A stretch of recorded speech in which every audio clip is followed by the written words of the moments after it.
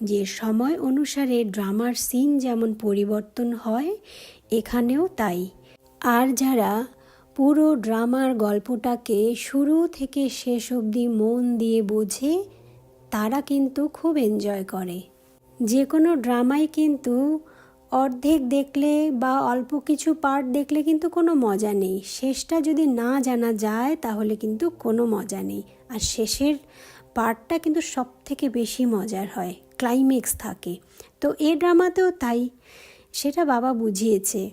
বাবা বলেছে হাহাকারের পরে জয় জয়কার হবে। এই কথাগুলো কিন্তু আমরা অনেকবার মুরলিতে শুনেছি। কিছুদিন পর পর মুরলিতেই বাবা বলে থাকে যে হাহাকারের পরে জয় জয়কার। তো বর্তমানে কিন্তু সেই হাহাকারের সময় চলছে।